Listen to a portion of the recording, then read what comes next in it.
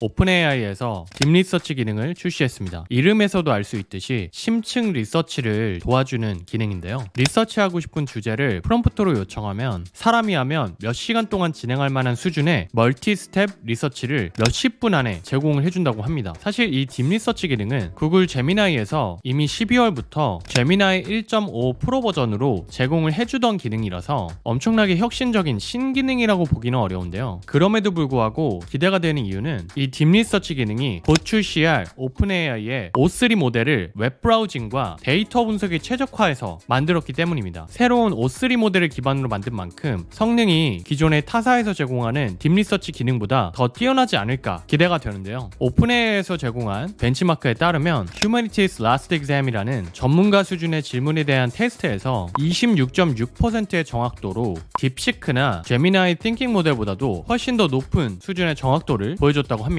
하지만 회사에서 제공해주는 벤치마크는 좀 편향된 결과일 수 있겠죠. 그래서 과연 이 오픈AI의 딥리서치 기능이 생산성 향상에 실질적으로 도움을 줄 수 있는 수준인지 이미 기존에 제공되고 있는 구글 제미나이 딥리서치와 성능을 비교하면서 테스트를 진행해보도록 하겠습니다. 영상 끝까지 시청하시고 어떤 툴이 더 마음에 드시는지 댓글로 남겨주시면 좋을 것 같습니다. 참고로 이 딥리서치 기능은 현재 챗GPT 프로 버전에서만 제공을 해주고 있는데요. 플러스 유저들한테는 이슈가 없다면 빠르면 한 달 정도 뒤에 제공이 될 예정이라고 합니다. 그래서 프로 버전 아니신 분들은 이 영상 내용 참고해 보시고 향후에 활용하면 좋을지 판단해 보시면 좋을 것 같습니다. 딥리서치 기능은 한국어로는 심층 리서치라는 버튼으로 구현이 되어 있고요. 채팅창을 여시고 여기 심층 리서치 버튼 누르신 상태에서 프롬프트 작성해 주시면 딥 리서치를 진행하실 수가 있습니다. 아직은 리밋이 타이트한 편이라 프로 버전 같은 경우도 한 달에 100개 정도의 딥 리서치만 진행이 가능하다고 합니다. 그래서 그 부분은 참고하시면 좋을 것 같고요. 향후에 모델을 좀 더 라이트한 버전으로 최적화를 하면서 리밋을 늘려갈 예정이라고 합니다. 그래서 오늘은 간단한 프롬프트부터 복잡한 프롬프트까지 과연 이 챗GPT 딥리서치가 어느 정도의 퀄리티를 보여주는지를 제미나이 딥리서치와 비교를 하면서 살펴보도록 하겠습니다. 먼저 첫 번째 질문은 워밍업으로 가볍게 궁금한 정보를 최신 데이터까지 포함해서 답변을 해줄 수 있는지 테스트를 해보도록 할 텐데요. 왜 우리나라에서는 그 중독성 높은 노래들을 수능 금지곡이라고 표현을 많이 하죠. 그래서 2000년대 이후부터 수능 금지곡이라고 불리었던 노래들이 어떤 것들이 있는지를 리서치해서 알려달라고 한번 요청해 보도록 하겠습니다. 2000년 이후부터 한국에서 수능 금지곡으로 화제가 됐던 곡들을 연도별로 정리를 해달라. 최신곡부터 정렬을 해주고 테이블 형태로 깔끔하게 보여주고 연도, 가수, 노래 제목, 수능 금지곡이 된 이유를 포함시켜달라. 그리고 앨범 커버 같은 것도 이미지도 포함을 시켜줄 수 있는지 한번 같이 테스트를 해보도록 하겠습니다. 동일하게 제미나이 딥리서치에도 이 내용을 포함시켰고요. 그러면 한번 요청을 해보도록 할게요. 여기도 딥리서치 요청을 했고요. 제미나이도 요청을 해보도록 하겠습니다. 챗GPT 같은 경우는 이렇게 딥리서치 요청을 하시게 되면 질문을 주게 되는데요. 이게 마치 우리가 어떤 작업을 요청받았다고 했을 때 그 작업을 시킨 사람의 의도를 파악하는 게 굉장히 중요하잖아요. 그래서 그 의도를 파악하기 위해서 챗GPT가 추가적인 질문을 하는 거라고 봐주시면 됩니다. 여기 보시면 수능 금지곡은 보통 중독성이 강하거나 반복적인 멜로디로 인해 집중력을 방해하는 곡들을 의미하는데 이 기준이 맞나요? 라고 질문을 했죠. 네, 그래서 단순히 중독성 높고 집중력 방해하는 곡을 찾지는 말고 실제로 사람들에게 수능 금지곡이라고 화제가 됐던 노래를 선정을 해달라 라고 얘기를 했고요. 그 다음에 출처를 또 물어봤는데 출처는 그냥 다 고려해달라고 하고요. 25년까지 포함해달라고 하겠습니다. 25년은 아직 없을 것 같긴 한데 네, 이렇게 해서 답변을 주면 이제 심층 리서치를 진행을 하게 될 거고요. 제미나이 같은 경우는 챗GPT처럼 질문을 하지는 않습니다. 그 대신 이제 어떤 식으로 연구를 할 건지를 내용을 알려주게 되는데요.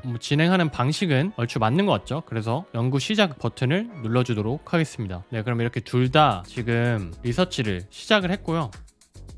네, 지금 작업을 시작하고 있고요. 이렇게 진행할 때 살펴보시면 차이점이 챗GPT 같은 경우는 논리적으로 어떤 출처들을 살펴보는지도 알려주지만 여기서 어떤 생각을 하는지를 바로바로 액티비티에서 확인하실 수가 있습니다. 그래서 뭐 에스콰이어 기사에서 23년과 24년 사이에 노래 목록을 살펴보고 있다. 수능 금지곡으로 지목된 것들을 찾아보는 중이야. 그리고 뭐 아파트가 60차례 반복, 수능 금지곡 이런 얘기들이 나오고요. 수능 금지곡 링딩동, 링딩동도 유명한 대한 수능 금지곡이죠. 그래서 그런 것도 살펴보고 있고, 뭐 네이버 블로그에서도 수능 금지곡 목록들을 살펴보고 있습니다. 이런 식으로 어떤 방식으로 지금 리서치를 하고 있는지 액티비티를 바로 확인하실 수가 있습니다. 반면에 이제 제미나이 같은 경우는 어떤 웹사이트에서 참고를 하는지 정도만 알려주고 있고, 그 리서치를 하는 논리적인 과정은 우리가 확인할 수가 없습니다. 확실히 이렇게 챗GPT처럼 이 활동 내역을 볼 수 있는 게 큰 장점이라고 생각이 됩니다. 왜냐면 나중에 우리가 이 리서치가 끝났을 때 결과 내용도 보겠지만 어떤 부분들을 참고해서 리서치 했는지를 추적을 할 수가 있잖아요. 그러면 내가 좀 부족하다고 생각하는 부분이 있다면 여기에 언급된 것 외에 다른 부분들을 참고해서 또 추가로 살펴볼 수가 있겠죠.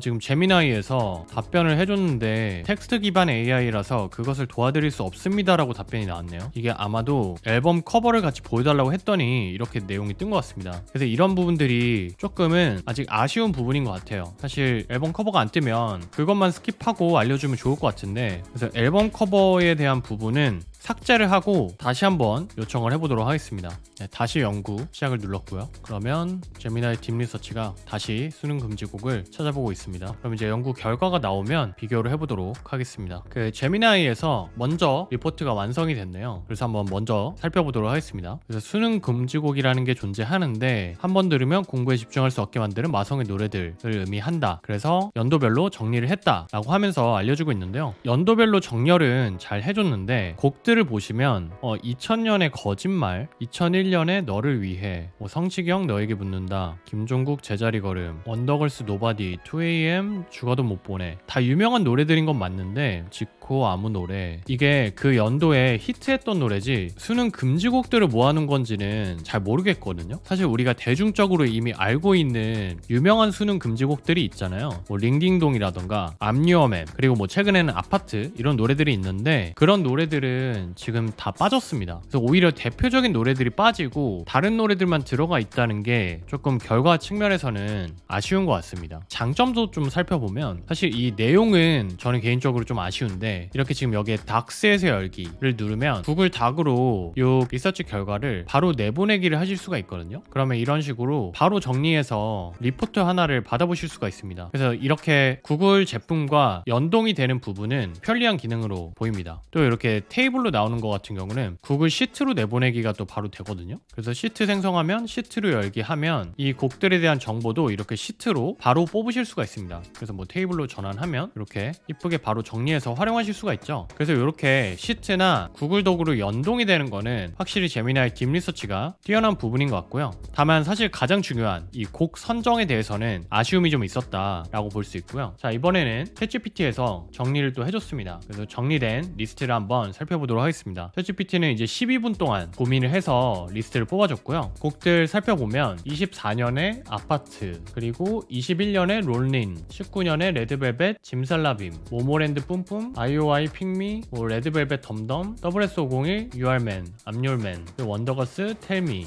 그래서 걸그룹 후크송 시대 신호탄으로 텔미. 그래서 텔미부터 시작해서 그 다음에 암열맨, 그쵸? 그러면서 사실 샤이니 링딩동과 함께 수능 금지곡의 시초로 거론되는 곡이다. 굉장히 정확하게 알려주고 있는 것 같습니다. 그리고 그 이후에 이 위의 곡들도 다 실제로 저도 어느 정도 들어봤던 유명한 수능 금지곡들인 것 같아요. 그래서 그렇게 어려운 리서치 주제는 아니었지만 우리가 만약에 한국의 수능 금지곡에 대해서 궁금해하는 상황이라고 했을 때 이 챗GPT의 답변이 더 정확한 답변이라고 볼 수 있겠죠. 정말 그 앞에 시초부터 시작해서 가장 최근에 수능 금지곡 아파트까지 정확하게 정리를 해줬다라고 볼 수 있을 것 같고, 이 구글 딥 리서치는 앞에 뭐 연대기를 설명하거나 뒤에 결론 같은 걸 붙여주는 거는 그럴싸하긴 한데 가장 중요한 그 시초의 노래들이 포함되지 않았고 가장 최근에 아파트도 포함되지 않았고요. 그래서 핵심 질문에 대한 답변은 챗GPT 딥 리서치가 훨씬 잘해주는 것 같다. 다만 제미나이 딥 리서치의 장점은 구글 덕이랑 연동이 되거나 구글 시트로 뽑을 수 있다는 점은 장점인 것 같다. 이 정도로 정리해 볼 수 있을 것 같습니다. 두 번째로 테스트해 볼 거는 우리가 특정 상품에 대해서 구매를 고려하고 있을 때 다방면으로 좋은 리서치를 해서 상품 추천을 잘해줄 수 있을지 테스트를 해보도록 하겠습니다. 최근에 딥시크가 오픈소스로 R1 추론 모델 671빌리언 파라미터 버전을 제공해가지고 화제가 됐는데요. 이론적으로는 로컬로 돌려보고 싶으면 성능만 좋으면 돌려볼 수 있겠죠. 근데 이제 제 맥북으로는 절대 돌릴 수 없기 때문에 이 R1 모델을 직접 내가 로컬로 돌려보고 싶다라고 했을 때 어느 정도 성능의 수준의 컴퓨터를 어느 정도 가격으로 구매를 하면 좋은지 질문을 해보도록 하겠습니다. 참고로 이것도 제가 한글로 몇 번 요청을 해봤는데 제미나이가 영구 계속 실패가 떠가지고 요거는 이제 영어로 질문을 해서 비교를 해보도록 하겠습니다. 앞서 제가 말씀드린 것처럼 671빌리언 모델을 로컬 컴퓨터에서 돌리고 싶은데 뭐 GPU, CPU, RAM, 스토리지 requirements 같은 거 고려해서 세 가지 티어로 나눠서 제안을 해달라. 또 25년 한국의 시장 데이터 기반으로 예산 책정도 해줘. 이렇게 요청을 해보도록 하겠습니다. 이번에는 과정은 생략하고 결과 받아서 바로 비교해보도록 하겠습니다. 네, 이번에도 테스트 진행을 해봤는데요. 일단 챗GPT 같은 경우는 보시면 먼저 질문을 줬어요. 그래서 유즈 케이스랑 버젯 레인지에 어떤 걸 고려할지, GPU 어떤 걸 쓸지, 폼 팩터, 에너지 이피션시 이런 것도 어떻게 고려하냐 해가지고 뭐 그냥 추가적으로 답변을 간단하게 줬고요. 그래서 그걸 기반으로 이제 답변을 해줬습니다. 671빌리언짜리 모델을 돌리는 게 굉장히 디맨딩한 과업이다 라고 얘기하면서 어느 정도의 GPU 메모리와 퀀타이제이션 이런 게 필요하다, 그리고 램이 어느 정도 필요할지 이런 것들을 먼저 서론에 얘기를 해줬고요. 그 다음에 그걸 기반으로 세 가지 티어 기준으로 이제 나눠서 구체적으로 어떤 사양을 선택했는지를 설명을 해주고 있습니다. 그리고 여기 내용도 보시면 단순히 사양만 리스트업 해주는 게 아니고요, 추가적인 설명을 잘 해주고 있거든요. 예를 들면은 GPU가 헤비 매스를 처리를 해주는데 CPU는 VRAM에 들어가지 못하는 거를 관리를 잘 해줘야 된다. 그래서 인퍼런스 출원 오버헤드를 처리를 해줘야 된다. 뭐 이런 설명들을 잘 해주고 있죠. 그래서 이게 단순히 사양 선택해서 이렇게 써 라는 게 아니고 이런 사양이 왜 필요한지, 뭐 어떤 고사양의 스펙을 선택했으면 이런 처리를 해줘야 돼서 뭐 요거를 선택했다. 그래서 뭐 여기도 버젯이 된다면은 메모리 채널이 좀 더 많은 거를 선택을 하는 게 좋다 라는 식으로 좀 구체적으로 설명을 잘 해주는 걸 보실 수가 있습니다. 그 다음에는 퍼포먼스 익스펙테이션과 트레이드오프를 얘기를 해주고 있습니다. 그래서 각각의 사양별로 어느 정도 수준의 퍼포먼스를 기대할 수 있는지를 알려주고 있고요. 뭐 예를 들면 미니멈 사용에서는 그냥 proof of concept이랑 experimentation, 작은 인풋에 대해서만 뭐 실험할 수 있는 수준이라는 걸 알려주고 있고요. 돈은 아끼지만 아웃풋 나오는 데까지 굉장히 많은 시간을 기다려야 된다 라고 얘기를 해주고 있죠. 그리고 뭐 recommended 셋업에서는 너무 큰 비용을 들이지 않으면서도 어느 정도 강력한 기능을 맛볼 수 있는 수준이 이 정도 세팅이다 라고 얘기를 해주고 있고, 뭐 리스폰스 자체가 100토큰 기준으로 20에서 40초 정도 뭐 이런 식으로 구체적으로 설명을 해주고 있죠. 그리고 어디셔널 인사이트까지 잘 정리해서 알려주고 있습니다. 그래서 저는 내용은 굉장히 좋다고 생각이 들었는데 조금 아쉬웠던 점은 이게 줄글로 너무 나와 있다 보니까 가독성이 좀 떨어지는 느낌이 있죠. 그래서 추가적으로 이 답변을 받은 다음에 세 가지 티어별로 한 테이블로 좀 정리를 해달라고 요청을 해봤습니다. 그랬더니 이렇게 이쁘게 테이블로 잘 정리를 해줬고요. 여기에 이제 미니멈 셋업이 4,500, 그리고 권장 사양이 800에서 1200, 완전 고사양이 1500에서 2000 정도를 제안을 해줬습니다. 그리고 요거 이제 다운로드 링크 받아서 뭐 활용하실 수도 있겠죠. 그래서 이렇게 정리를 잘 해주는 걸 보실 수가 있고요. 제미나이도 이제 처음에는 에러를 한번 보여주긴 했는데 어쨌든 다시 요청해서 답변을 받았고요. 이 제미나이는 보시면 이 사양을 첫 번째 권장 사양 그리고 고사양 이렇게 나눠서 작성을 해줬고 테이블로 애초에 잘 구분을 해서 정리를 해줬습니다. 그래서 이렇게 포매팅을 하는 거는 확실히 제미나이가 좀 더 디폴트 값으로는 잘해주는 것 같긴 합니다. 그리고 요것들도 다 이제 시트로 내보내기를 할 수가 있죠. 그래서 이런 부분들은 마음에 드는데 여기 보시면 이렇게 사양에 대한 내용 말고 앞부분에 딥시크의 아키텍처에 대해서 구구절절 설명하거나 뒤에 부분에도 이 로컬 셋업 말고 대안으로 어떤 걸 가져갈 수 있는지를 또 되게 길게 설명을 해주고 있습니다. 그래서 이 제미나이는 좀 더 리포트를 큰 그림 관점에서 논리적으로 구조를 잡아주는 편이긴 하거든요. 근데 이게 좀 호불호가 있을 수 있다고 저는 생각이 드는 게, 예를 들어서 우리가 직원한테 어떤 리서치를 시켰는데 딱 A의 질문에 대한 답을 심층적으로 받아보고 싶을 수 있잖아요. 근데 이 제미나이는 A에 대한 질문을 하더라도 A 다시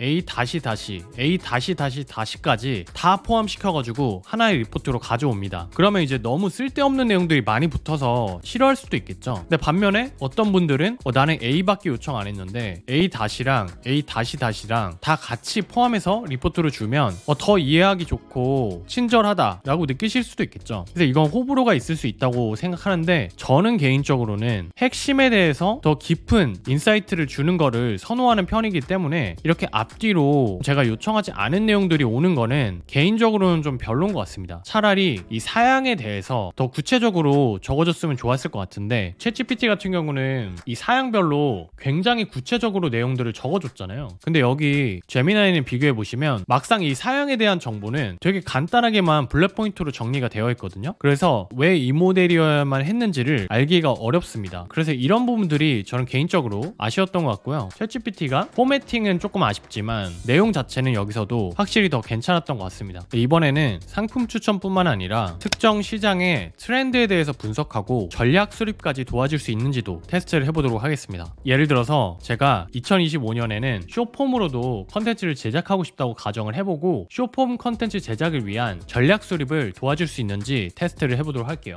한국 유튜브 시장에 대해서 분석을 해야 되기 때문에 한국어로 프롬프트를 작성을 해줬습니다. 일단 한국에서 유망한 유튜브 쇼폼 컨텐츠 트렌드가 뭔지를 먼저 살펴보고 그런 트렌드를 고려했을 때 유튜브 쇼폼에서 AI 및 노코드 툴을 활용해서 생산성을 향상시켜주는 방법을 다루는 컨텐츠를 제작한다면 어떤 방식과 소재가 효과적일지 구체적으로 제안을 해달라. 뭐 컨텐츠 형식, 예상되는 주요 키워드, 목표 시청층까지 포함해서 분석을 해줘. 이렇게 작성을 했고요. 이 두 개도 제가 리서치 돌리고 나서 비교 분석해보도록 하겠습니다. 네, 이번에는 제미나이부터 한번 답변을 살펴보도록 할게요. 여기 먼저 트렌드 분석부터 보시면 뭐 개인화된 컨텐츠의 강세, 몰입형 컨텐츠 경험 제공, VR, AR, 커뮤니티 기반 컨텐츠 확산, 다양한 형식의 쇼폼 컨텐츠, 뭐 에듀테인먼트, 라이브 쇼핑, 모바일 우선. 사실 트렌드들이 다 어디선가 들어봤을 법한 그런 내용들이거든요. 그래서 틀린 정보는 아니라고 생각되는데 깊이가 없는 느낌입니다. 뭐 예를 들면 솔직히 VR, AR 기술이 접목이 되는 컨텐츠들이 나올 수는 있겠죠. 근데 그게 교육 컨텐츠를 만드는 데 있어서 그렇게 의미 있는 트렌드인지는 잘 모르겠고요. 당연히 쇼폼은 모바일에서 주로 보는 건데 모바일 우선 컨텐츠를 제작한다라는 게 트렌드로 꼽을 만한 정보인지 잘 모르겠습니다. 그런 부분들이 좀 아쉬운 것 같고요. 자, 그 다음에 전략 측면에서 이제 소재 쪽을 한번 살펴볼게요.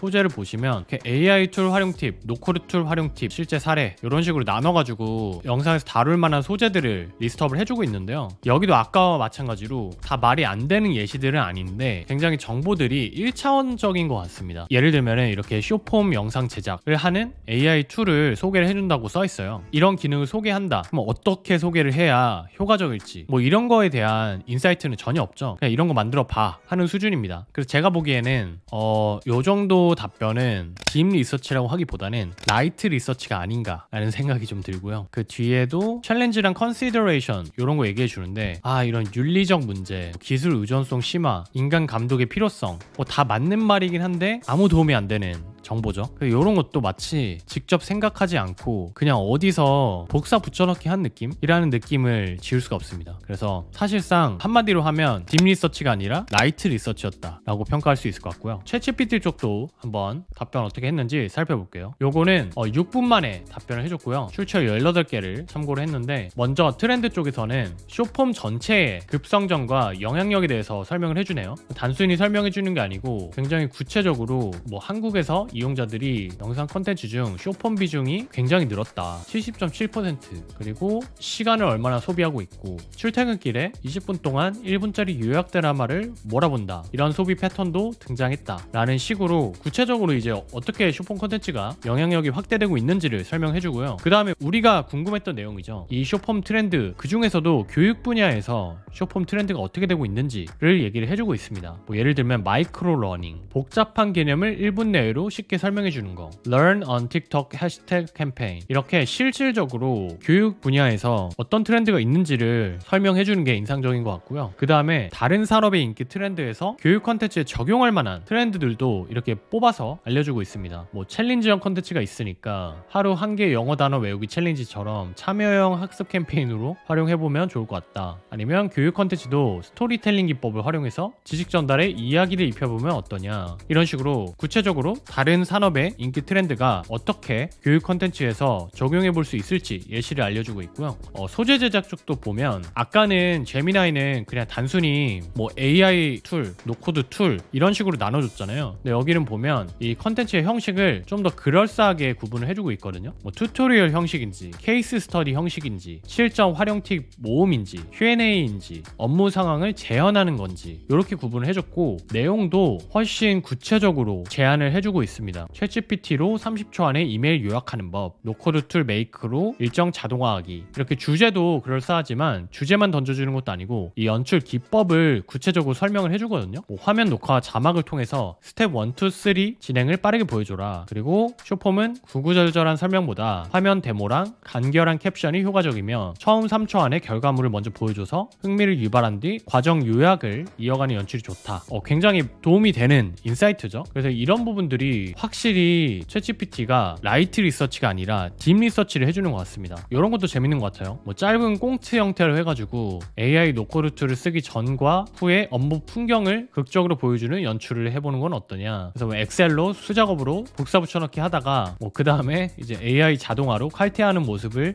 전후 대비로 30초에서 1분 동안 그려내면 재밌을 것 같다. 이런 것도 재밌는 아이디어인 것 같고요. 그 뒤에 보시면 시청층 분석해가지고 이런 시청층에는 어떤 어필을 하면 좋은지, 그리고 이런 식으로 구체적으로 실질적으로 도움이 될 만한 기획의 아이디어들을 많이 제공을 해주고 있습니다. 이 확실히 점점 복잡한 리서치를 요청할수록 답변의 퀄리티 차이가 크게 나는 것 같습니다. 그리고 챗GPT에서 이렇게 마지막에 참고 자료에 대해서 요약을 해주는 것도 굉장히 좋은 기능인 것 같아요. 깔끔하게 어떤 소스들을 주로 활용했는지를 알려주니까 유용한 것 같습니다. 자, 그럼 마지막으로는 단순히 특정 주제에 대해서 리서치를 요구하지 않고 두 가지의 어떤 시나리오를 주고 어떤 시나리오가 더 타당하다고 생각하는지 의견을 물어볼 거고요. 그 의견을 더해가지고 추가적인 분석과 차트 시각화 같은 것도 요청을 해보도록 하겠습니다. 최근에 딥시크 R1이 출시되면서 엔비디아 주가가 단기적으로 크게 하락했는데요. 과연 딥시크가 이 엔비디아의 미래에 큰 위협이 될지 시나리오 두 개로 나눠서 한번 질문을 해보고 그 내용까지 포함해가지고 장기적으로 엔비디아의 5년 뒤에 밸류에이션이 어떻게 될지 물어보도록 하겠습니다. 아무래도 미국 회사 분석이니까 영어로 질문을 하도록 하겠고요. 이 챗GPT 딥리서치 같은 경우는 파일 첨부도 하실 수가 있거든요. 그래서 이번에는 프롬프트뿐만 아니라 PDF 파일로 제가 엔비디아의 최근 분기 보고서 관련 내용들을 같이 첨부를 해주도록 하겠습니다. 여기 프롬프트에도 이 분기 보고서랑 웹 정보를 둘 다 활용을 해달라고 입력을 했고요. 이 프롬프트도 한번 살펴보시면 딥시크의 오픈소스 그리고 이 모델 발전이 엔비디아의 밸류에이션에 어떻게 영향을 줄지 의견을 달라라고 했고요. 시나리오 1은 딥시크의 영향으로 GPU 수요가 줄어든다. 그리고 시나리오 2는 오히려 GPU의 수요가 늘어난다. 이렇게 두 개로 나눠서 정리를 했고요. 이 중에 어떤 게 더 가능성이 높을 것 같냐라고 물어봤고요. 그리고 이런 거 기반으로 엔비디아의 5년간의 밸류에이션을 추정을 해봐라 라고 요청을 했고, 답변할 때 테이블 형태로 알려주고 차트로 또 변화도 비주얼라이즈를 해줘라 이렇게 요청을 했습니다. 또 이것도 이제 답변이 나오면 비교를 해보도록 하겠습니다. 네, 리서치 결과가 나왔고요. 제미나이부터 살펴보면 사실 제가 궁금했던 건 딥시크가 엔비디아의 GPU 수요에 어떻게 영향을 줄 거고 그거에 따라서 밸류에이션은 얼마가 될 거냐인 건데, 제미나이 리포트를 보시면 딥시크에 대해서 일단 설명하는 섹션이 굉장히 깁니다. 그래서 뭐 어떤 아키텍처 가지고 있고 또 옵티마이제이션 테크닉은 뭐고, 그래서 여기까지가 다 그냥 딥시크 내용이거든요. 그래서 아까 제가 말씀드렸던 것처럼 서론에 쓸데없는 얘기가 너무 길다라는 게 일단 저는 좀 아쉽고요. 그 다음에 이제 제가 얘기했던 포텐셜 시나리오에 대해서 얘기를 해줍니다. 그리고 관련해서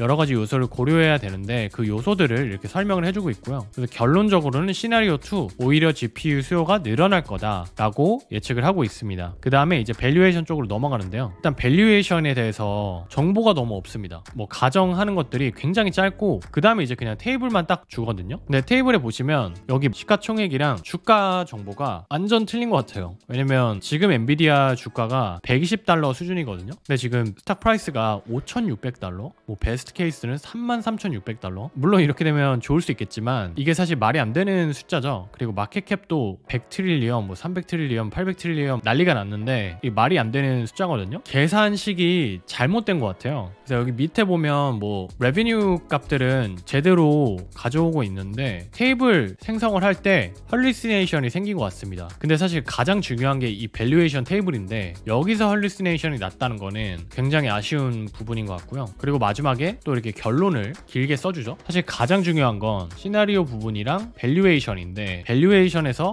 헐리시네이션이 나버리고 막상 밸류에이션 또 내용은 굉장히 짧죠. 오히려 서론이랑 결론이 너무 길다. 그래서 핵심 질문에 대한 답변의 퀄리티가 아직은 아쉬운 것 같습니다. 요거랑 이제 그럼 챗GPT를 비교를 해보도록 할 텐데요. 챗GPT 같은 경우는 일단 질문을 먼저 주잖아요. 그래서 제가 이 똑같은 프롬프트를 했을 때 질문을 주는 게 굉장히 좋은 기능이라고 생각이 됩니다. 왜냐면 또 이 질문을 잘 주기 때문에 여기에 대해서 제가 답변을 해주면 그것까지 잘 고려해서 더 핵심을 파고들어서 리서치를 해주는 것 같아요. 여기 보시면 방법론 관련해서도 제가 하나의 방법론을 얘기했더니 뭐 DCF 모델 같은 건 고려 안 하시나요? 이래가지고 그것도 고려해줘 라고 답변을 해줬고요. 성장 가설을 세울 때 다른 성장률을 고려하냐, 그리고 뭐 특정 기대 수준이 있냐, 뭐 이런 질문들, 딥시크의 롤을 어떤 방식으로 분석했으면 좋겠냐, 이런 구체적인 핵심 질문을 줍니다. 그래서 이거에 대해서 답변을 해주면 내 의도에 더 맞게 리서치를 되게 파고들어서 정말 딥 리서치를 해주는구나 라는 느낌을 받았고요. 여기는 보시면 결국에는 밸류에이션이 중요하고 그거를 위해서 딥시크의 시나리오가 들어간다고 판단을 했기 때문에 처음부터 그냥 밸류에이션으로 들어가 버립니다. 뭐 베스트 케이스는 어떤 가설을 세웠고 그랬을 때 earnings projection이 어떻게 되고, 뭐 베이스 시나리오는 뭐 이런 거를 고려했고, 뭐 성장률이 어느 정도로 될 거다라고 가정을 했고, 뭐 이익은 어떻게 나올 거고, 뭐 이런 얘기들 해주고요. 결국에는 이 밸류에이션을 할 때 가장 중요한 게 마켓의 트렌드가 어떻게 될 거고, 그 다음에 산업별로 AI를 얼마나 채택을 할 건지가 중요하다라고 해서 그 요소들에 대해서 구체적으로 쪼개서 의견을 줍니다.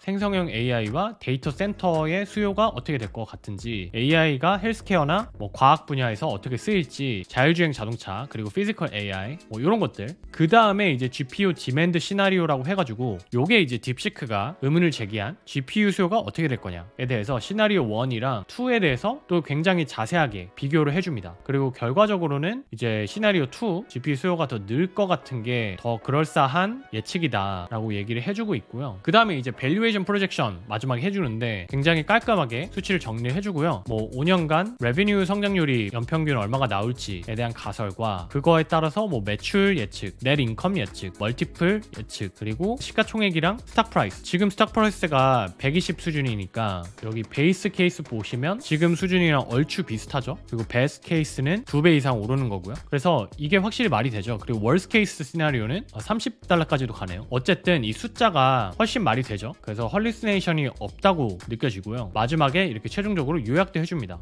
그리고 차트 같은 경우는 저는 이제 그래프를 아예 바로 그려줬으면 좋겠다고 생각했는데 그려주지는 못하고 그냥 글로 설명을 해줬네요. 그래서 아직은 제 생각에는 답변을 해줄 때 내가 원하는 데이터 유형으로 표현을 해주는 거는 잘 알아듣지 못하는 것 같아요. 그래서 그 부분은 아직 개선이 필요한 부분인 것 같은데, 답변 같은 경우는 저는 굉장히 퀄리티가 높다고 생각이 듭니다. 네, 오늘은 새롭게 출시한 챗GPT의 딥 리서치 기능으로 생산성을 높일 수 있을지 구글의 딥 리서치 기능과 비교하면서 테스트를 진행해 봤는데요. 여러분은 어떤 기능이 더 마음에 드셨나요? 저는 개인적으로 챗GPT의 딥 리서치는 리서치의 핵심 질문에 대해서 명확하게 이해하고 똑똑하게 답변을 해주는 전문가 같다는 느낌을 받았고요. 구글의 딥 리서치는 리서치 내용은 좀 평이한데 그 보고서를 되게 이쁘게 잘 꾸미는 똘똘한 직원 같다는 느낌을 받았습니다. 그래서 업무에서 생산성을 높일 목적으로 활용을 한다면 저는 현 기준에서는 무조건 챗GPT 딥 리서치를 활용을 할 것 같습니다. 다만 이제 염두에 두셔야 되는 거는 챗GPT 딥 리서치도 할루시네이션을 많이 줄였다고는 하지만 여전히 존재하기는 한다고 오픈AI에서 소개할 때도 언급을 했습니다. 그래서 실무에서 활용하실 때는 꼭 여기에 들어가 있는 이런 출처들 확실한 내용인지, 그리고 특히 숫자 같은 게 들어가 있으면 출처 들어가서 더블 체크하는 거 잊지 않으시면 좋을 것 같고요. 그럼에도 불구하고 만약에 우리가 딥시크가 엔비디아의 밸류에이션에 끼치는 영향 같은 리서치를 직접 진행한다고 했을 때 이 정도의 인사이트를 뽑으려면 굉장히 시간이 많이 소요되겠죠. 제 생각에는 못해도 하루 이틀은 더 걸리지 않을까 싶은데 이 정도의 리서치를 11분 만에 해준다는 게 굉장히 놀랍습니다. 결국 이 오픈AI에서 그리는 그림을 생각해보면 딥 리서치 기능이 두뇌의 역할을 하고 이전 영상에서 다뤘던 오퍼레이터가 손발의 역할을 해서 이 두 개의 기능을 합쳐서 정말 똑똑한 AI 에이전트를 만들려고 하는 것 같은데요. 이렇게 두 개의 기능이 합쳐져서 시너지를 낼 수 있다면 정말 웬만한 리서치와 분석 업무는 AI 에이전트가 완전 자동화를 하는 날이 머지않아 오지 않을까라는 생각도 듭니다. 관련해서 또 업데이트되는 내용이 있으면 영상으로 다뤄보도록 하겠습니다. 그럼 저는 또 생산성을 높일 수 있는 시스템을 구축하는 방법을 가지고 찾아뵙도록 할 테니까요. 관심 있으신 분들은 구독과 좋아요, 알림 설정해주시면 감사하겠습니다. 지금까지 시민개발자 구시였습니다.